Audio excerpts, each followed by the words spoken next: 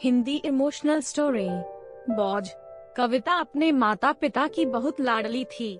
3 बड़े भाइयों की बहन थी। कोई भी चीज मांगने पर उसी वक्त सामने हाजिर हो जाती। पूरे घर में रौब था उसका। पूरे परिवार और नौकरों पर राजकुमारी की तरह हुक्म चलाती थी कविता। स्कूल में भी पूरा रौब था उसका। बड़े घर की लाडली जो थी वह। ऐसे ही उसने कॉलेज में दाखिला लिया।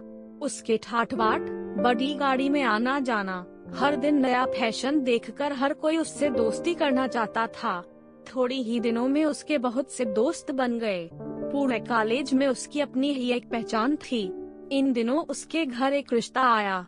खानदानी लोग थे और पापा की पुरानी जान पहचान थी उनके साथ। कविता के साथ कोई जबरदस्ती नहीं थी, पर कविता ने फिर भी हाँ कर दी, क्योंकि वह अपने परिवार से बहुत प्यार करती थी। वह जानती थी कि वह लोग उसका अच्छा ही सोचेंगे। लड़के का नाम राज था। राज काफी पढ़ा लिखा और समझदार लड़का था। ससुराल वाले भी बहुत अच्छे थे। ससुराल में कविता की जगह वैसी ही थी जैसी कि मायके में। कोई भी कार्य कविता की सलाह के बिना नहीं होता था। सबकी लाडली बहू बन गई थी वह। फिर उसके घर एक बेटे का जन्म हुआ। राहुल कविता को जान से प्यारा था।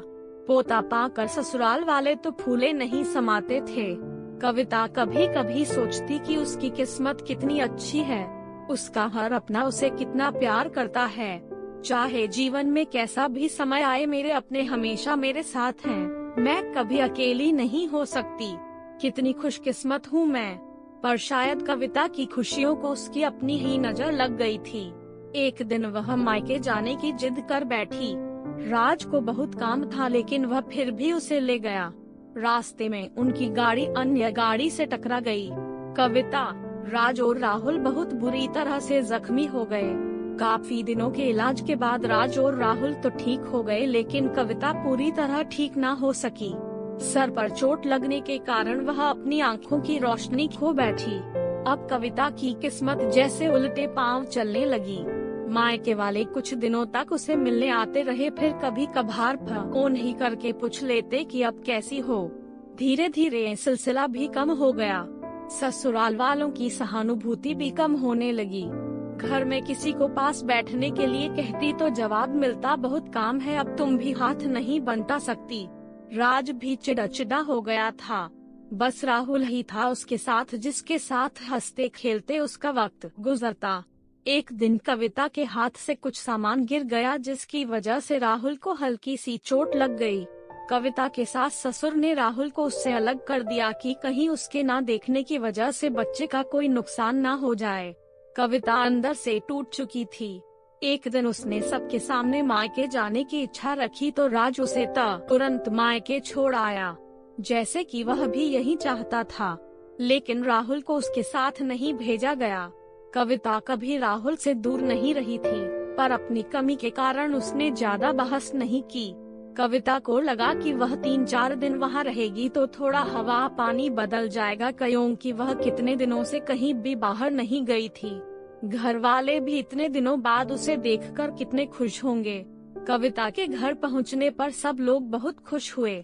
खाने में सब कुछ कविता का बड़ी की मात्रा पसंद का ही बना था। उसने अपने मम्मी पापा और भाई भाभीओं से दिल खोलकर बातें की। उनके छोटे छोटे बच्चे भी बुआ के साथ घुल मिल गए थे। रात को सोने के वक्त जब वह कपड़े बदलने लगी तो उसे पता चला कि उसका बैग तो बहुत भरा हुआ था। वह सब समझ गई। वह बहुत उदास हो गई। कुछ दिनों तक तो सब ठीक रहा, फिर जैसे सब बदलने लगा, सबका व्यवहार बदल रहा था। वह लोग जैसे थक चुके थे उससे। सब लोग घुमा फिरा कर पूछने लगे कि राज कब आ रहा है उसे ले जाने। वह बहाना बना देती, जबकि वह जानती थी कि उस घर में अब उसके लिए कोई जगह नहीं।